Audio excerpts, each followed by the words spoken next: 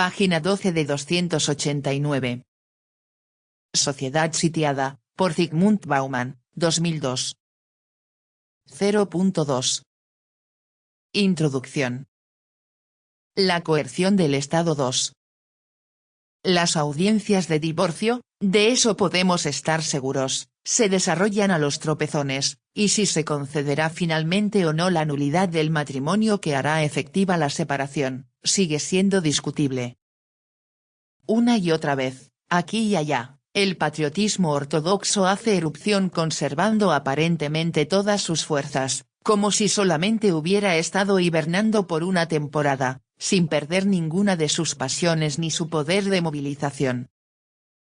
Recientemente fuimos testigos de un vigoroso despertar del viejo patriotismo estatal en los Estados Unidos, tras el ataque terrorista que reveló súbitamente que el escudo que el Estado proveía contra los peligros provenientes del mundo exterior no había podido garantizar la seguridad personal de los estadounidenses, que podía ser vulnerado con facilidad, y que era necesario hacer más, mucho más para ajustarlo e impermeabilizarlo si todavía se pretendía cumplir con aquel sueño. Ese arrebato fue suficiente para suscitar una adhesión, por cierto, poco frecuente a la decisión del Estado de enviar a los cuerpos profesionales de la Marina y la Fuerza Aérea a una expedición militar, y para dar inicio a una campaña patriotera de condena pública a las pocas voces que osaron levantarse en disidencia, que Susan Sontag sufrió en carne propia, y que la mayoría de los periodistas y reporteros eludieron buscando abrigo en la corrección emocional. En el siglo XXI, Susan Sontag criticó las invasiones de los Estados Unidos en el Medio Oriente, y se preguntó si el atentado a las Torres Gemelas del 11S no tendría que ver con la política exterior de su país. Por ello, fue blanco de campañas en su contra, que incluyeron la petición a que las empresas no auspiciaran en medios que publicaran sus artículos. A pesar de esto, nos seguimos preguntando si alcanzará con estar preparados para hacer el sacrificio masivo y sostenido que la conscripción universal exigiría, y el tiempo dirá cuánto ha de durar esta ráfaga de emoción patriótica si no la alimentan nuevos terrores y golpes cada vez más asombrosos. A una escala más reducida, en torno a los eventos deportivos, se producen, regular y rutinariamente, efusiones patrióticas del mismo tipo. Precisamente los establecimientos deportivos a escala mundial se especializan en brindar una válvula de escape a estas emociones, y las compañías de índole eminentemente comercial están siempre bien dispuestas a obtener sus ganancias aprovechándose de la bien amada costumbre de agitar la banderita. Sin embargo, las manifestaciones de lealtad nacional, al igual que las de unidad, siguen el modelo de la multitud, un estilo de comportamiento individual copiado a escala masiva más que el comportamiento coordinado propio de las comunidades estables y estrechamente cohesionadas, o una conducta que conduce a la fusión de un todo mayor que la suma de sus partes, un todo por el cual cada parte está dispuesta a sacrificarse, y lista para hacerlo. Además, las manifestaciones de este tipo tienden a adquirir un carácter carnavalesco. Como todo carnaval, sirven como válvulas de seguridad para descargar la tensión emocional acumulada, pero más allá de eso tienen una vida breve y difícilmente alcanzan a incidir sobre la vida cotidiana, ponen de manifiesto, si es que llegan a hacerlo, el papel cada vez más reducido de los sentimientos patrióticos en las actividades normales de la vida diaria, incluyendo la consabida reproducción del orden rutinario. En la vida cotidiana, la nación que coincide con el Estado es solo una entre las muchas que conforman un amplio conjunto de comunidades imaginadas que compiten por la adhesión de los sujetos y por constituir un foco de emociones comunitarias. La composición del conjunto varía con el tiempo, y los frentes de batalla que se generan entre los adversarios cambian de ubicación constantemente. Cualquiera sea la preeminencia que un compromiso emocional en particular pueda alcanzar sobre sus competidores, este rara vez es de carácter absoluto, y nada le garantiza que habrá de durar lo suficiente como para completar el objetivo que esa apelación a la emotividad había pretendido vehiculizar. Como regla, todo compromiso trae de fábrica una caja de herramientas que permite su desactivación, incluso si en la apoteosis del estallido emocional la rotura del compromiso parecía inconcebible. La economía de las lealtades políticas fundadas en la emotividad presenta todos los rasgos que para Richard Rorty definen la política de campaña en tanto opuesta a la de movimiento.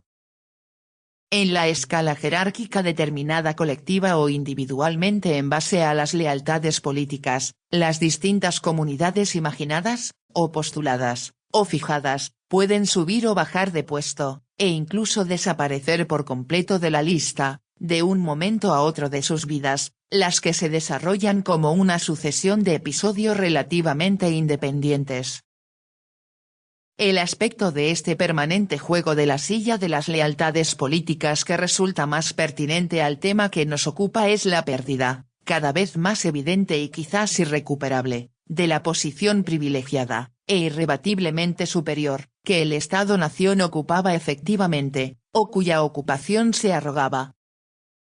El Estado, despojado de gran parte de su soberanía, que alguna vez había sido completa, total, ha esgrimido argumentos del tipo de no tenemos alternativa como fundamentos de acción mucho más a menudo de lo que ha ejercido la libre selección de las políticas a seguir, movido por fuerzas exteriores y no por las preferencias democráticamente expresadas de sus propios ciudadanos. Ha perdido la mayor parte del atractivo que presentaba en el pasado en calidad de ámbito para la inversión segura y provechosa. El nacionalismo en su forma moderna habría sido impensable si no se hubiera creído en la apuesta del Estado moderno por la soberanía total, y difícilmente pueda sobrevivir tras el derrumbe de esa apuesta, o su retirada del juego. Hoy en día, rara vez se vuelve a hacer una apuesta como esa, y con menos frecuencia aún se confía fervorosamente en sus resultados de hecho, si es que llega a formulársela, suena como una mera arenga, un intento desesperado, aunque escaso en entusiasmo, por desempolvar de la memoria viejos recuerdos, con la esperanza de recuperar antes su capacidad de inspiración que una carta de intenciones, y de ninguna manera un llamado a la acción efectiva o una incitación a la batalla. Suele argumentarse que la decadencia del Estado-nación, particularmente el inminente divorcio entre el Estado y la nación, instancia que ninguno de los cónyuges puede estar seguro de sobrevivir, constituye un fenómeno local, confinado a un lugar del mundo cómodo y lejano, hastiado y adormecido por la seguridad, genuina o supuesta, que se consideró que se cimentaría sólidamente en su poderío económico y su superioridad militar. En el resto del mundo, así cuenta la historia, la turbulenta era de la construcción de la nación secundada por el Estado sigue su curso. Así, es un hecho reciente que en tierras lejanas, no occidentales, o no lo suficientemente occidentalizadas, detenidas o demoradas en el camino hacia el estilo de vida occidental, estén naciendo nacionalismos que se preparan para seguir los movimientos realizados por Occidente en el pasado. Sin embargo, los fundamentos de esta argumentación son endebles, por lo que puede cuestionársela en una serie de puntos. Para empezar, cualquier similitud entre las cruzadas culturales emprendidas por los estados modernos en sus inicios y las guerras entre tribus, los asesinatos masivos y los rebrotes de purificación étnica de la actualidad es puramente fortuita. O quizás no sea accidental en absoluto. Después de todo, el hecho de acudir a un vocabulario ortodoxo para dar cuenta de acciones heterodoxas, o de explicar un fenómeno fuera de lo común y esencialmente distinto como la repetición de precedentes que resultan familiares a pesar de ser quizás irrelevantes, es una tendencia ampliamente difundida y difícil de desarraigar. Por ende, puede que no sea accidental, pero es equívoca de un modo u otro. Puede que las guerras entre tribus tengan un aire similar al de las primeras manifestaciones de los incipientes nacionalismos europeos, pero son, sobre todo, una prueba fehaciente del fracaso del experimento del Estado-nación. Son productos de la podredumbre, las flores tribales brotan y florecen en la tumba del Estado-nación. El Estado-nación era el grandioso sueño de una nación fundida con el sistema de gobierno, los intereses comunes disueltos en este e indistinguibles de aquel en una única entidad, una raison d'etat. Como la supervivencia de la nación coincidía punto por punto con el poder obstinado e inexpugnable del Estado, el amor a la nación se manifestó en su forma más acabada en la observancia meticulosa de la ley del país y en la fidelidad en el servicio de todo lo que se presentara como interés del Estado y fuera reconocido como tal.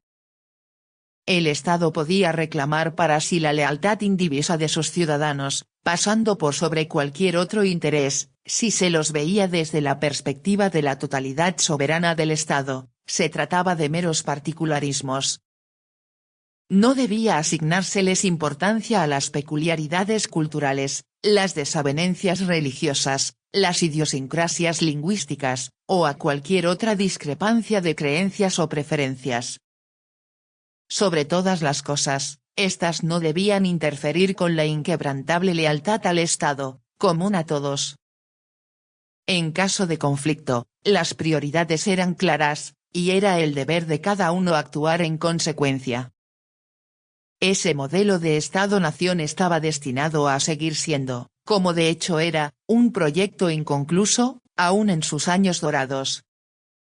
Por lo general, la mayor parte de las naciones eran coaliciones frágiles entre formas de vida solo parcialmente compatibles. La presión por la asimilación y las cruzadas culturales eran componentes indispensables del proceso de construcción de la nación, pero rara vez alcanzaban la unanimidad basada en la uniformidad que constituía su objetivo. La unidad conseguida difícilmente era infalible e inmune a las fuerzas centrífugas, y se consideraba que su perpetuidad nunca podría asegurarse a ciencia cierta. Según el famoso recordatorio acuñado por Ernest Renan, la nación era un plebiscito a diario. Generalmente, los esfuerzos de los ciudadanos por poner su nacionalidad por sobre todos los otros valores y lealtades políticas no solían considerarse lo suficientemente fervientes e incondicionales. El principio contenido en la frase «es mi país», bueno o malo debía inculcarse incansablemente a los sujetos, como de hecho lo fue y sin embargo, nunca logró gozar de la aprobación universal que se esperaba de él. Y sin embargo, lo que sostenía la unidad de la nación en las buenas y en las malas, guiándola en las difíciles curvas que se sucedían en el camino, era la fuerza incansable del Estado soberano, que era la única capaz de asegurar al menos en principio sino en la práctica tanto la seguridad como el bienestar, y de resolver los conflictos en la medida en que se fueran presentando.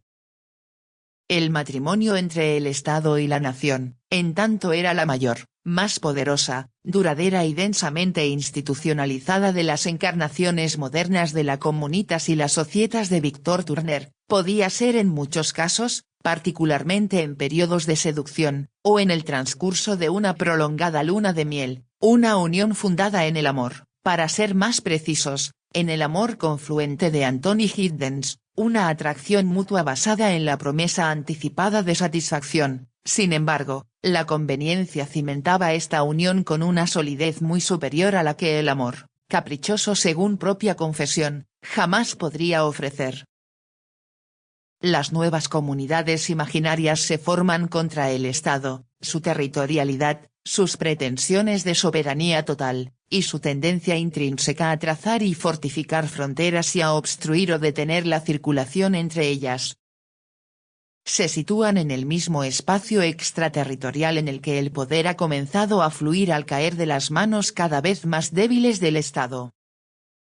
Ponen su empeño en la batalla en curso contra los límites impuestos por el Estado y el derecho a separarse territorialmente que éste se ha arrogado desde siempre.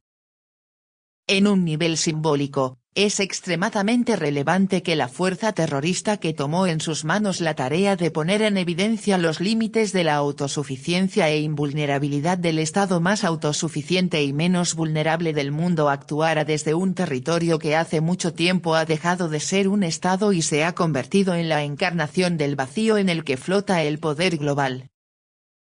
Igualmente simbólica es la ineptitud de la respuesta que confunde esa nueva variedad de violencia global, con sus nuevos objetivos e intereses globales, con el conflicto interestatal de antaño, y que reduce la guerra contra el terrorismo a bombardear hasta hacer desaparecer a los ya desaparecidos estados canallas. Tras haber despojado al Estado de buena parte de los poderes que detentaba en el pasado, la globalización colocó un gran signo de interrogación en el casillero de los beneficios que los cónyuges podrían obtener aún de su matrimonio por conveniencia. Hoy se ha vuelto mucho menos claro que en el pasado, y ciertamente ha dejado de ser evidente a primera vista, qué es lo que podría ganar una comunidad imaginada, esto es, más allá del disfraz simbólico de la identidad nítidamente propia, que podría obtenerse de muchos otros modos alternativos, de una unión en la salud y en la enfermedad, hasta que la muerte los separe, con una única unidad política, y solamente con ella. Conectarse en una red de fuerzas globales puede constituir una apuesta riesgosa, pero a la vez más promisoria, al ofrecer más oportunidades y mayor margen de maniobra. En un mundo de coaliciones fluidas y provisorias, gobernadas, como propuso Paul Virilio, por la estética de la desaparición, los compromisos duraderos e irrompibles envueltos en una densa red de instituciones presagian, antes que seguridad, un destino incierto.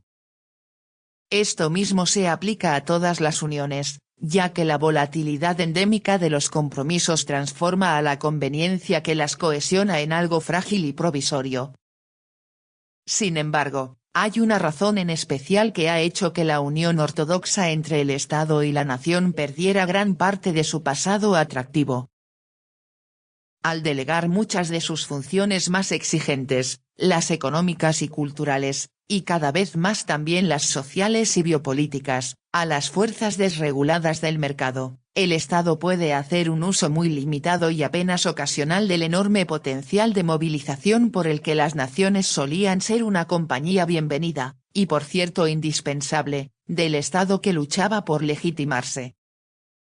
La mayoría de las funciones restantes son llevadas a cabo por unidades profesionales especialmente escogidas, que operan en la seguridad que les proveen la restricción del acceso y el secreto oficial. La conscripción masiva y su correlato necesario, la movilización de las emociones populares, están definitivamente perimidas.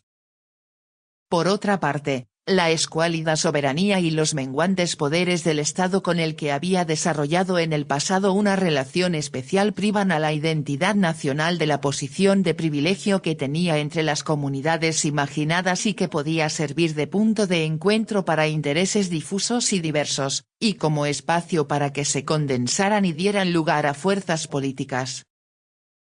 En lo que concierne a la solidez de los cimientos de las instituciones, la ventaja de la nación sobre sus alternativas potenciales, como las etnias, o comunidades imaginadas tejidas a partir de diferencias religiosas, lingüísticas, culturales, territoriales o genéricas, se ha reducido considerablemente. Como consecuencia de todo esto, la sociología en gran medida como la sociedad, por tanto tiempo su objeto se encontró, aunque por diferentes motivos, ante una paradoja, había perdido su objeto naturalizado junto con el cliente que le era propio de manera manifiesta. En el momento en que el Estado abandonó su pretensión de monopolizar la coerción legítima, y la coerción administrada por él perdió su puesto de privilegio entre los muchos tipos de coerción, con grados variables, pero por definición discutibles, de legitimidad, que operan en dos campos ambos de batalla separados pero mutuamente dependientes como son el ciberespacio y las políticas de vida, la identificación de la sociedad con el Estado-nación perdió buena parte del carácter manifiesto que había presentado en el pasado. Lo mismo ocurrió, de hecho, con la identificación de la sociedad con cualquier tipo de conjunto o grupo de estructuras complejo aunque coherente. Hoy en día, se requiere de un gran esfuerzo de imaginación para pensar una realidad social administrada y conducida por agencias corpóreas, de existencia tangible, o bien por sus réplicas fantasmales, como los síndromes de valor o eletos de la cultura. El trazado de los límites de las totalidades autosuficientes y autogeneradas que permitiría postular la existencia de esas estructuras desafía hoy la imaginación. Página 18.